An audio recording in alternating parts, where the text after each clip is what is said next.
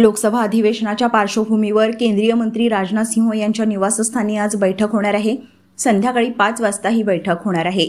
लोकसभा अध्यक्षपद आणि उपाध्यक्षपदाबाबत चर्चा होणार आहे। अश्विनी वैष्णव, जेपी नड्डा, किरण रिजिजू यांच्यासह एनडीएमधील घटक पक्षातील नेतेही उपस्थित राहणार आहेत। लोकसभा अध्यक्षपदाबाबतच्या निवडीची राजनाथ सिंह यांच्यावर जबाबदारी आहे। राज्यात काही फेरबदल करण्याचा मोठा निर्णय होण्याची शक्यता आहे।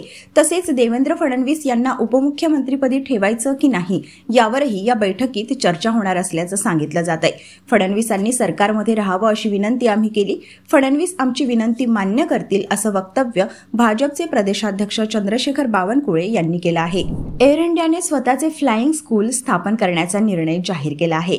कंपनीचा उद्देश एअरलाईन म्हणजेच विमान वाहतूक उद्योगात करिअर करणाऱ्या तरुणांना उत्कृष्ट संधी देण्याचा आहे।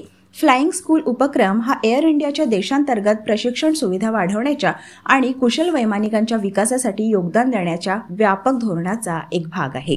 काँग्रेसच्या नवनिर्वाचित खासदार प्रतिभा धानोरकर यांचा उद्या बुधवारी 19 जून रोजी चंद्रपुरात जनता दरबार होणार आहे। चंद्रपूर लोकसभा क्षेत्राच्या खासदार प्रतिभा धानोरकर यांनी जनसामान्यांचे प्रश्न मार्गी लावण्याचे आश्वासन निवडणुकीदरम्यान दिले होते।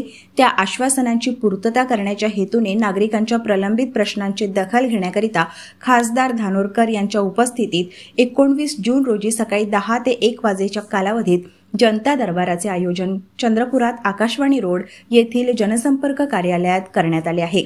या जनता दरबारात नागरिकांनी येत असताना लेखी निवेदनासह उपस्थित राहण्याचे आवाहन खासदार प्रतिभा धानोरकर यांनी केले आहे। ठाणे महापालिका कारागृह प्रशासनाला पडघा येथे सुमारे 150 ते 200 एकर इतका भूखंड घेऊन देणार आहे। राष्ट्रवादी अजित पवार गट ज्येष्ठ नगरसेवक नजीम मुल्ला यांनी पार्क बनवण्याचा प्रस्ताव मुख्यमंत्री एकनाथ शिंदे यांच्याकडे मांडला होता। त्याला शिंदे यांनी हिरवा कंदील दाखवला आहे। शहरातील मध्यवर्ती ठिकाणी असलेल्या कारागृहाला शहराच्या बाहेर हलवण्याच्या हालचाली सुरू झाल्या असून कारागृहाच्या जागी ठाणेकरांना सर्वात मोठे पार्क उभारण्याची योजना राबवण्यात येणार आहे। वसईत प्रियकराने प्रेयसीची भर रस्त्यात निर्घृणपणे हत्या केली। हत्या करतानाचा लाईव्ह व्हिडिओ सोशल मीडियावर पोस्ट करण्यात आला। वसई पूर्व चिंचपाडा परिसरात आज सकाळी 8:30च्या सुमारास ही घटना घडली आहे। आरती यादव वय 20 वर्षे असं हत्या झालेल्या तरुणीचं नाव असून रोहित यादव असं हत्या करणाऱ्या आरोपीचं नाव आहे। आरोपीला वाळीव पोलिसांनी ताब्यात घेतलं आहे। महाराष्ट्र पोलीस दलातील 17,000 पदांसाठी 17,76,256 अर्ज आले आहेत। कारागृह विभागातील 1,800 पदांसाठी 3,72,000हून अधिक अर्ज दाखल झाले आहेत। 19 जूनपासून भरती प्रक्रिया सुरू होणार आहे। अप्पर पोलीस महासंचालक राजकुमार भटकर यांनी या संदर्भात माहिती दिली आहे। राज्यात 19 जूनपासून पोलीस भरतीला सुरुवात होत असून 17,471 जागांसाठी 17,76,256 अर्ज आले आहेत। खासदार रवींद्र वायकर यांचा मेहुणा मतमोजणीच्या दिवशी नेस्को सेंटरमध्ये मोबाईलचा वापर करत असल्याची तक्रार भारत शहा यांनी केली होती। मुंबई उत्तर पश्चिमचे नवनिर्वाचित खासदार रवींद्र वायकर यांच्या मेहुण्याविरोधात तक्रार करणारे अपक्ष उमेदवार भरत शहा यांना जीवे मारण्याची धमकी आली आहे। शहा यांनी मुंबई पोलीस आयुक्तांकडे धमकी देणाऱ्या व्यक्तीच्या विरोधात गुन्हा दाखल करण्याची मागणी केली आहे। खासदार रवींद्र वायकर यांचा मेहुणा मतमोजणीच्या दिवशी नेस्को सेंटरमध्ये मोबाईलचा वापर करत असल्याची तक्रार भारत शहा यांनी केली होती। उत्तर पश्चिम लोकसभा मतदारसंघाच्या मतमोजणीवेळी मोठा गैरप्रकार झाला असल्याचा आरोप हिंदू समाज पक्षाचे उमेदवार भरत शहा यांनी केला होता। मतमोजणीवेळी मोबाईल नेण्यास परवानगी नसताना वायकर यांचे मेहुणे व मुलगी सतत फोनवर संपर्कात होते। तक्रारीत पोलिसांनी वायकर यांच्या मुलीचं नावही घेतलेलं नसून पोलीस कुणाच्या दबावात काम करत आहेत असा सवाल शहा यांनी उपस्थित केला होता। नवी मुंबई शहरात कचरा घाणीचे साम्राज्य दिसत असल्याने स्वच्छ सर्वेक्षणात देशात पहिला येण्याचे स्वप्न दिवा स्वप्न बनून राहण्याची शक्यता निर्माण झाली आहे। घनकचरा विभागाचा भोंगळ कारभार समोर आला आहे।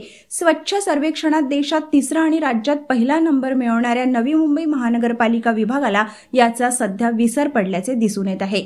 कारण आहे शहरातील सर्वच भागात रस्त्यावर कचरा आणि दुर्गंधी दिसत आहे। घनकचरा विभागाकडून योग्य लक्ष दिले जात नसल्याने नागरी वस्तीबरोबर MIDC भागात कचऱ्याचे साम्राज्य भर रस्त्यात चौकात दिसू लागले आहे।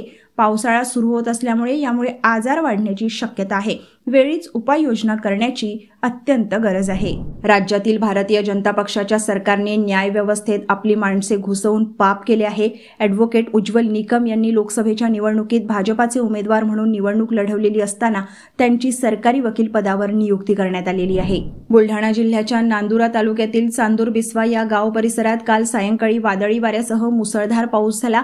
यामध्ये 10 ते 12 घरांवरील पत्रे उडाले तर काही घरांच्या भिंती पडल्या. त्यामुळे घरातील जीवनावश्यक वस्तू व उपकरणांचे मोठे नुकसान झाले आहे. सोबतच अंगावर भिंत पडल्याने 4 जण गंभीर जखमी झाले आहेत. तर वादळामुळे गावातील अनेक मोठमोठी झाडे जमिनीवर कोसळली आहेत. विद्युत तारेवर काही झाडे पडल्याने विद्युत पुरवठा देखील खंडित झाला आहे. मागील आठवड्यात 2 ते 3 दिवस दमदार पावसाच्या हजेरीमुळे शेतकरी राजा सुखावला होता. मोठा पाऊस झाल्याने शेतकऱ्यांनी कापसाच्या टोमणीच्या कामाला सुरुवात केली. मात्र दमदार पाऊस पडला नाही. विदर्भात ढगाळ वातावरण आहे, त्यामुळे पावसाची शक्यता आहे. यवतमाळ जिल्ह्यात 30,000 हेक्टरवर खरीपाच्या पेरण्या उरकल्या आहेत. त्यामध्ये सर्वाधिक क्षेत्र कापसाचे आहे. ज्या ठिकाणी पाऊस बरसला त्या ठिकाणी मोठ्या प्रमाणात पेरणीच्या कामाला वेग आला आहे. अजून जोरदार पाऊस लागला तर सोयाबीनची देखील लागवड केली असल्याचे शेतकऱ्यांनी सांगितले आहे. पाऊस पडेल या आशेने शेतकऱ्यांनी लागवड पेरणी केली आहे. अजूनही शेतकऱ्यांना दमदार पावसाची प्रतीक्षा करावी लागत आहे. यशवंत सेना पुन्हा धनगर समाज आरक्षणाच्या मुद्द्यावर आक्रमक झाली असून अधिवेशनाच्या दिवशी पुण्यश्लोक अहिल्यादेवी होळकर यांच्या जन्मगावी चोंडी येथे आमरण उपोषण करणार असल्याचे यशवंत सेनेच्या वतीने सांगण्यात आले. यावेळी सेनेचे अध्यक्ष बाळासाहेब दोलतळे यांनी पत्रकार परिषद घेऊन माहिती दिली. यावेळी मागण्या मान्य झाल्या नाही तर आत्मदहन करण्याचा देखील इशारा यशवंत सेनेच्या पदाधिकाऱ्यांनी दिला आहे. तर 27 जून 2024 रोजी हे उपोषण सुरू करणार असल्याचे सांगितलं जात आहे.